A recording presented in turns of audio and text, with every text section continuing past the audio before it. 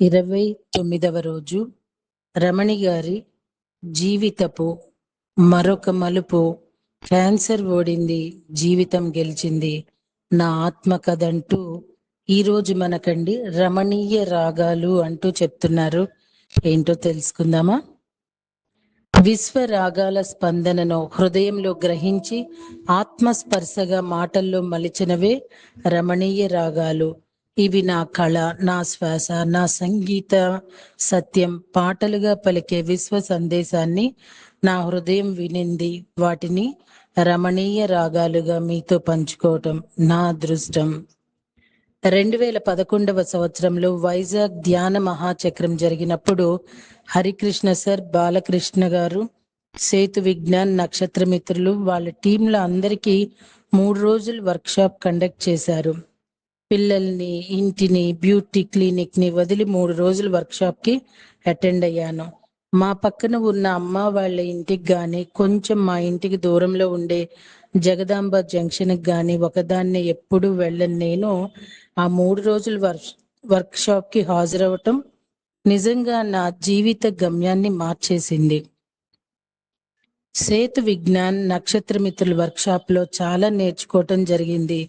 అసలు భూమి మీదకి ఏ లక్ష్యంతో వస్తామో, మనం ఎవరమో, మనం ఈ భూమి మీద ఏ పని మీద వచ్చి ఏం చేస్తున్నామో మనం సత్యాన్ని తెలుసుకుంటే ఎంత అద్భుతం జరుగుతుంది. మాయలో పడితే ఎన్ని బాధలు, కష్టాలు ఉంటాయి అని కూడా సత్యం తెలుసుకోవడానికి నేను ఆ నక్షత్ర మిత్రులు సెషన్స్ లో తెలుసుకోవడం జరిగింది. ఆ దివ్య శక్తిని మళ్ళీ ఇంటికి వచ్చినప్పుడు మాయలో పడిపోకుండా అక్కడ మాకు ట్రైనింగ్ ఇచ్చారు. మీరు ఈ శక్తినంతా కూడా ఒక విశ్వ ప్రణాళికకే వాడాలి అని నాకు చెప్పినప్పుడు ఆ విషయం చాలా బాగా నచ్చి, ఆ యొక్క శక్తితో ఇంటికి రాగానే నాకేదో చెయ్యాలి, ఏదో చెయ్యాలనే తపన.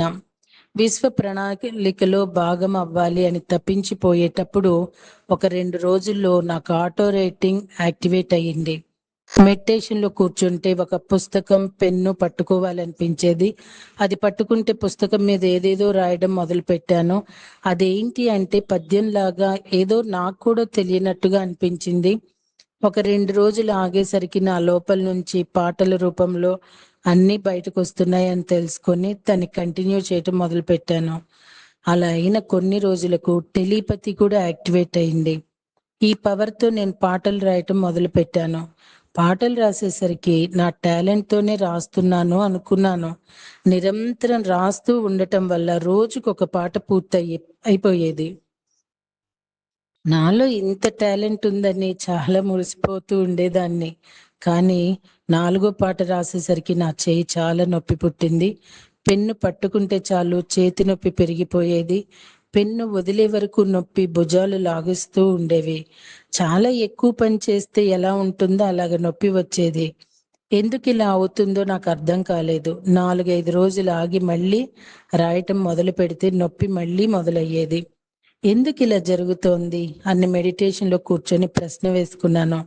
అప్పటికే నాకు ఏ చిన్నది వచ్చినా మెడిటేషన్ లో కూర్చొని ప్రశ్న వేసుకుంటే దానికి సమాధానం వచ్చేది. దీనికి కూడా అలా ప్రశ్న వేసుకొని కూర్చున్నాను. నువ్వు రాయట్లేదు, నీతో రాయించబడుతున్నది అని నాకు ఆన్సర్ వచ్చింది.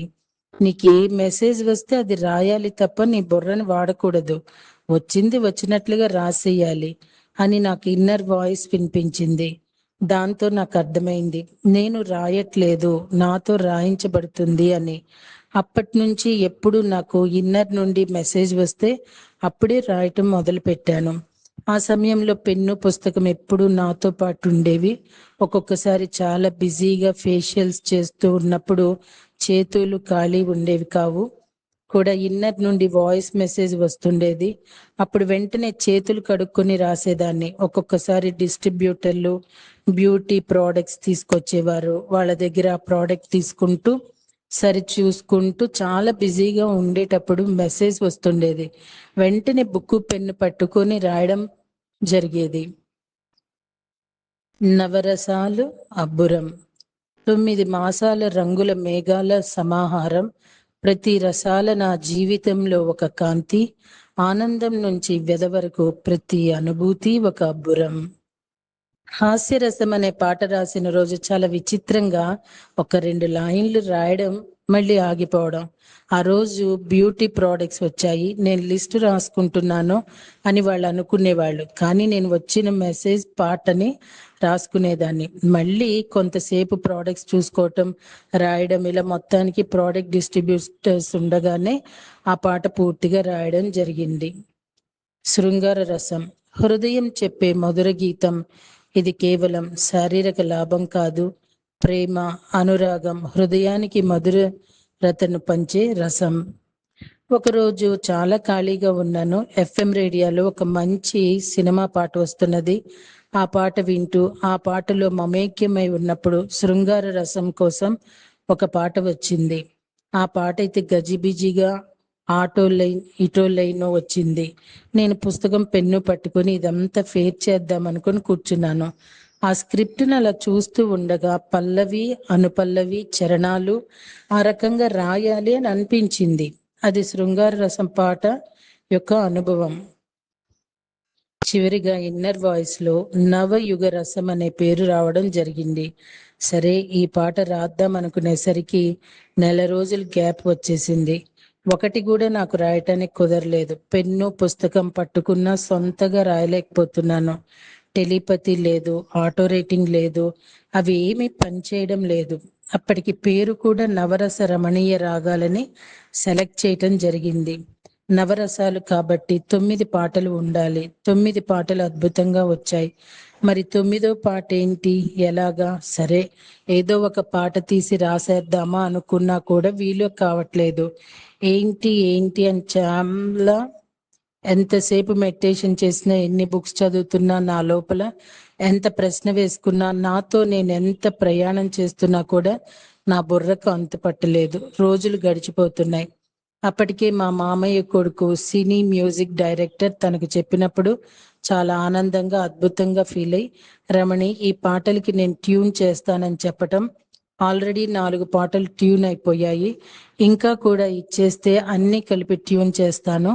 ఒక్కొక్క దానికి ఒక్కొక్క స్టైల్లో ఒక్కొక్క రాగం సెలెక్ట్ చేసి అంటూ తాను రెగ్యులర్గా నన్ను అడుగుతూనే ఉన్నాడు. ఈ పాట రావట్లేదు, ఈ పాట ఆగిపోయింది. సరే రవి, నువ్వే ఏదో ఒక పాట రాసాయి అని చెప్పడం జరిగింది. అలా ఎలా అవుతుంది రమణి అని చెప్పేసి అడగటం, ఇలాగే డిస్కషన్ అవుతుంది, కానీ నాకు పాట రావడం లేదు. ఇన్నర్ వాయిస్, మనలోని లోతైన స్వరం. అది మనకు మన భావాలను, నిర్ణయాలను స్పష్టంగా చూపిస్తుంది. ఒకరోజు నేను పూజ గదిలో కూర్చొని మెడిటేషన్ చేస్తున్నాను. అప్పటికి గంటన్నర నుండి చేస్తున్నాను. ఇంకా ధ్యానం ముగించేద్దాం అనుకునేటప్పుడు ఒక వాయిస్ వినిపించింది. ఆగు బంగారు, ఆగు బంగారు అన్నప్పుడు ఎవరంటే స్వామి సత్యసాయి వచ్చినట్టు విభూతి స్మెల్ వచ్చింది. అయితే నేను వెంటనే నాకు పాట చెప్తారా అని అడిగితే అవును అని చెప్పి ఏదో పాట నాకు మనసులో వచ్చింది. ఇది ఓల్డ్ మోడల్, నాకు ఇలా కాదు, నవయుగ రసం అంటే చాలా కొత్తగా, చాలా బాగా రావాలి. ఇదైతే వద్దు, ఇదైతే నేను కూడా రాయగలను అనుకుని లేచిపోయాను. ఆగు బంగారు అని మళ్ళీ అంటే పిల్లలకి వంట చెయ్యాలి, టైం అవుతుంది, నేను పిల్లలకి లంచ్ కోసం భోజనం ప్రిపేర్ చేయాలని చెప్పి నేను లేచిపోవటం జరిగింది. ఆ విషయానికి ఇప్పుడు నాకు చాలా ఆశ్చర్యం వేస్తుంది.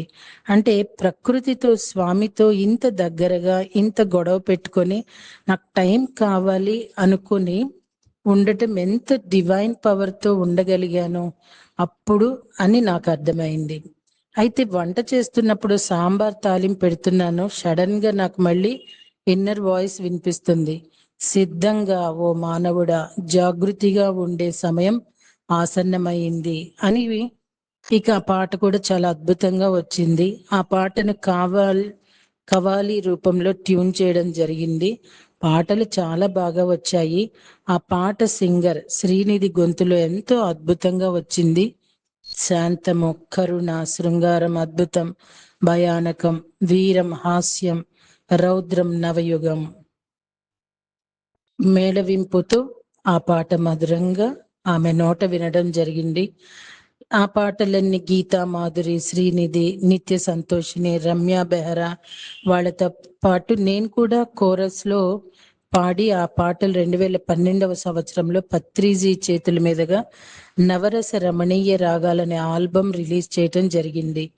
ఆత్మ ప్రగతికి సాధన చేస్తే మనలో దాగి ఉన్న ప్రతిభ వెలుగు చూసి మనం కావలసింది సాధించే మార్గం. మనలోని శక్తిని అవగతం చేసుకుంటే ఏది సాధ్యం కానిది కాదు. అహంకారం అన్నది పురుషుడైతే ఆధ్యాత్మిక అన్నది స్త్రీ అవుతుందంటున్నారు బ్రహ్మర్షి పితామహ పత్రిజీ. రేపటి రోజునండి ఆధ్యాత్మిక శాస్త్ర సేవ అంటూ చెప్తున్నారు. తెలుసుకుందామా? Thank you.